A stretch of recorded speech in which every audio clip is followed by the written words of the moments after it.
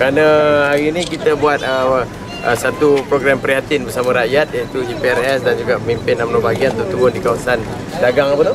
Dagang 5/1. Taman Dagang 5/1 yang telah hampir sebulan 3 minggu lebih dilanda krisis air juga, dan hari ini kita berikan penjelasan pada rakyat tentang isu air. Bagaimana proses dia dan siapa patut dipertanggungjawabkan, dan kita nak supaya rakyat tidak dikelirukan dengan kenyataan-kenyataan yang dikeluarkan oleh kerajaan negeri yang selama ini asyik menunding jari dan juga mengkambing hitamkan Syahbaz, kemudian menyalahkan kerajaan persekutuan, menyalahkan semua pihak seolah-olah mereka itu maksum dan mereka itu seolah tidak ada melakukan kesalahan. Dan sebagai isu terbaru, kalau kita tengok hari ini adalah isu tentang pencemaran air oleh minyak sawit di Sungai Semenyih. Jadi loji yang memproses itu diuruskan oleh Abbas. Jadi menjejaskan hampir 2 juta, saya difahamkan boleh menjejaskan hingga 2 juta pengguna air dan 5 kawasan daerah termasuk Sepang, Ulu Langat, Kuala Langat, Petaling dan Putrajaya. Jadi ini adalah contoh bagaimana sebenarnya agihan kerja ataupun bidang kuasa. Kerana bila loji pemprosesan ini terjejas, loji ini diuruskan oleh Abbas, dan Syahbaz hanya menguruskan pembelian air bersih yang telah keluar daripada loji ini. Jadi hari ini kita minta kerajaan negeri, patutnya dia kena buat statement yang jelas juga. Sama juga yang berlaku di Pandan dan Nampang ini. Loji yang problem, sebenarnya Syahbaz itu dikambing hitamkan, dan dalam hal ini saya tengok kerajaan negeri kena keluar statement lah, dan tak bolehlah lindung kerana kita tahu Abbas ini adalah milik kerajaan negeri. Jadi bila berlaku isu krisis air yang melanda Sari 2 ni, yang baru di Sungai Semenyih, jadi kerajaan negeri kena jelas keluarkan pendirian, dan kita nak tengok. Jadi rakyat perlu faham apakah ini, dia tak ada bezanya isu yang berlaku di Semenyih dengan di sini. Di sini loji rosak, tapi yang menguruskan loji dah maklumkan kepada kerajaan negeri bahawa mereka perlu buat penambahbaikan, mitigasi capex dan sebagainya, tapi tak dibuat. Yang isu di Semenyih, dan saya yakin isu ini bukan satu isu yang boleh diselesaikan sekelip mata. Dia kena ambil masa, perlukan perancangan, perlukan pakar-pakar, perlukan penyelidikan dan kajian. Jadi itulah munculnya Langat 2 selepas Langat 1 diwujudkan, dilihat ada keperluan.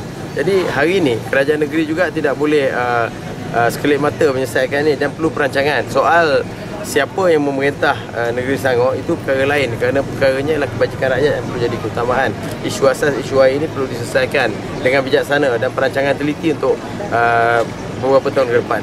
Dan sekali lagi saya harap rakyat tidak terkeliru dengan apa yang dibuat oleh pendedahan-pendedahan yang kononnya dibuat oleh kerajaan negeri, yang mana rata-rata kita tengok tidak lain daripada mengalihkan perhatian, menuduh orang lain, mengkambing hitamkan semua pihak, menyalahkan kerajaan besar nasional kononnya, menyalahkan kerajaan persekutuan, dan mereka tidak mahu sikit pun mengaku kelemahan ataupun mencadangkan penambahbaikan. Dan GPRS berpendirian daripada sebelum ini pun beberapa bulan bahawa kerajaan negeri perlu kerajaan negeri perlu lebih peka dalam isu rakyat, dan kita mendesak kerajaan negeri untuk mengeluarkan satu perancangan planning yang dibuat, master plan untuk jangka pendek dan jangka panjang di negeri Selangor ni, tanpa menyalahkan mana-mana pihak, dan mereka kena realistik dalam menangani isu rakyat ni.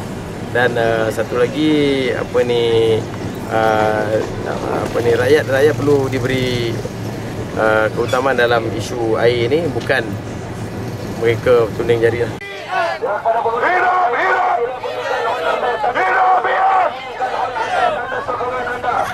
Kami di sini beramai-ramai berkumpul adalah untuk memberitahu kepada semua rakyat Selangor dan juga memberitahu kepada kepimpinan kerajaan negeri Selangor, iaitu PKR, bahawa kami tidak mahu menyokong kerajaan kepimpinan PKR lagi di Selangor ini, kerana kami sudah terus tertindas. Dan dengan ini kami menunjukkan perasaan kami pada hari ini adalah untuk memberitahu kepada semua rakyat Selangor di mana kami tidak mahu lagi kerajaan PKR. Hidup, hidup, hidup, hidup, hidup rakyat.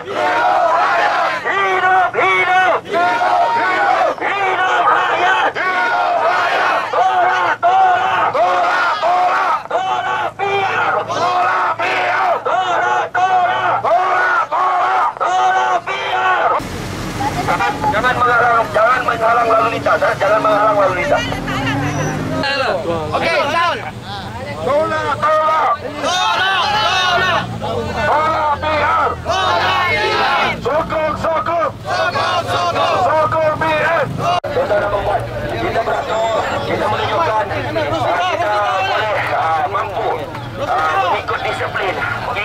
atau cara ataupun undang-undang yang telah kita tetapkan.